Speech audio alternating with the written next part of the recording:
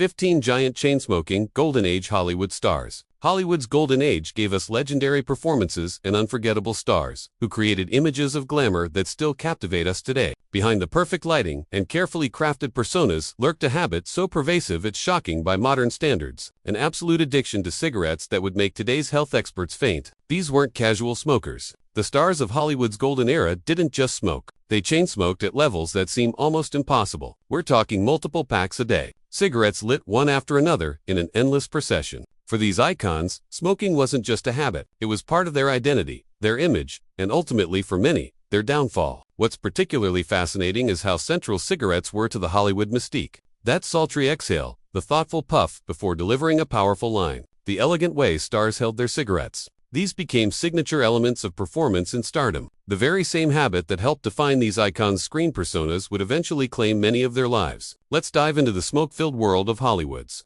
most cigarette-obsessed legends and discover how this deadly habit shaped their lives, their careers, and in many cases, their untimely deaths. The Golden Girl, the Cover Girl, the Girl Next Door, the Girl on the Moon. Time's been very good to Eve. Like one, Betty Davis, the ultimate smoking acres. When it comes to cigarettes in cinema, no star was more synonymous with smoking than the legendary B. Davis, with her distinctive manner of holding a cigarette and dramatic exhalation. Davis turned smoking into a theatrical art form that became an integral part of her acting technique. She didn't act between drags, she acted through them. Davis's cigarette consumption was staggering even by the standards of her era. She smoked between 100 and 150 cigarettes every day. That's up to 7 and 12 packs. This wasn't just a personal habit, it was a fundamental component of her professional identity. Bet used cigarettes the way a conductor uses a baton. Recalled director William Wyler, she orchestrated her performances around them, timing her drags for emphasis, using exhales to punctuate lines, flicking ashes to express disdain. This integration of smoking into her craft is visible throughout Davis's filmography.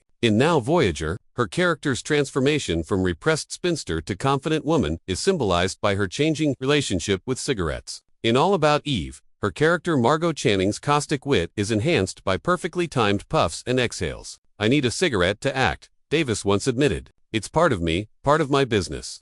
This was an exaggeration. Davis was known to become irritable and unfocused during the rare times when she couldn't smoke on set. The physical toll of this extraordinary habit was evident as she aged. Her once clear voice developed the distinctive rasp that became another Davis trademark. Her fingers were permanently yellowed from nicotine. She suffered from chronic bronchitis and eventually Davis finally died in 1989 at age 81, a surprisingly long life considering her extraordinary cigarette consumption. Her longevity, despite her habit, led some to joke that she had preserved herself through nicotine like a well-smoked ham. What remains most remarkable about Davis's relationship with cigarettes is how thoroughly she incorporated smoking into her art, creating a unique on-screen persona inextricably linked to the glamorized vision of smoking that dominated mid-century American culture. Hello, what do you want? Please, what? I called you. Say, who is this? Sergeant Riley, where there isn't any Sergeant Riley here, too. Humphrey Bogart. The ultimate price of cool? No actor made smoking look as effortlessly cool as Humphrey Bogart.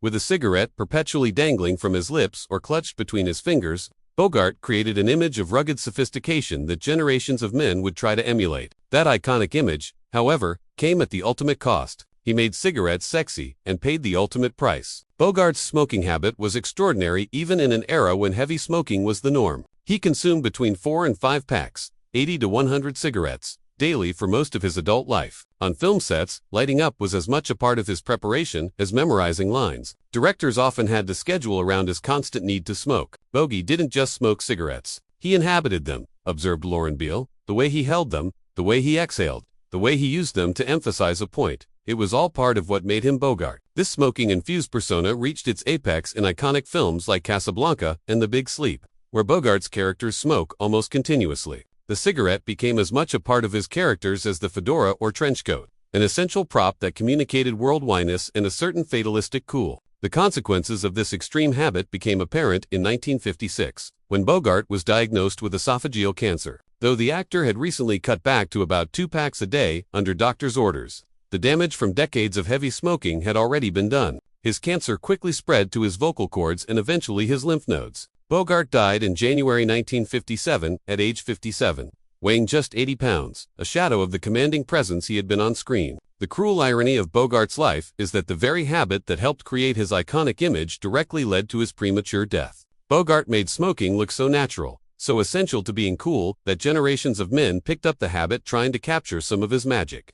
Notes film historian Robert Osborne. In that sense, his influence extended beyond cinema to actually shape behavior with tragic consequences for many who emulated him. This is the first time I've ever played the role of a king. I'm deeply grateful to the motion picture fans who voted for me. Thank you. 3. Clark Gable, the King's Deadly Habit. Clark Gable, the King of Hollywood, embodied masculine charm and rugged sophistication during his 3-decade reign as one of America's most beloved movie stars. But behind the dashing image lurked a deadly addiction that would ultimately contribute to his untimely death. The King of Hollywood went down in a cloud of smoke. Gable's cigarette consumption was legendary even in an era when heavy smoking was commonplace. He smoked at least 3 packs, 60 cigarettes daily, often supplementing this already enormous intake with cigars. On film sets, he was rarely seen without a cigarette in hand between takes. Clark treated cigarettes like they were oxygen, recalled director Victor Fleming. He seemed genuinely uncomfortable when he wasn't smoking. It was as if he didn't quite know what to do with his hands or how to center himself without a cigarette. The physical toll of this habit became increasingly apparent as Gable aged. By his early 50s, he had developed a chronic cough and noticeable shortness of breath that affected his stamina on set.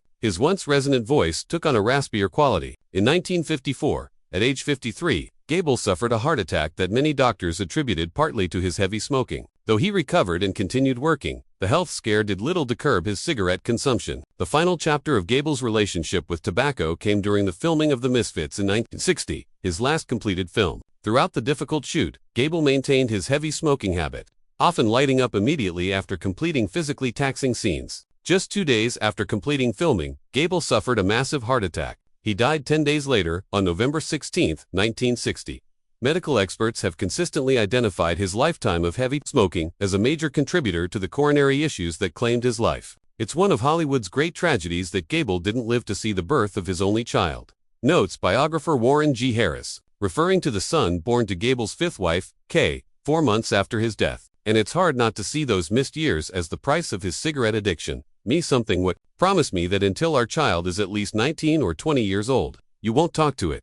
For Lucille Ball, America's hidden smoker. When American television viewers welcomed Lucille Ball into their living rooms as the star of I Love Lucy, they saw a wholesome, mischievous redhead, whose antics never included taking a drag from a cigarette. This family-friendly image, however, contrasted sharply with Ball's off-camera reality as one of Hollywood's heaviest smokers. She wasn't allowed to smoke on TV, so she doubled up off it. Lucy's cigarette consumption was staggering, up to 4 packs.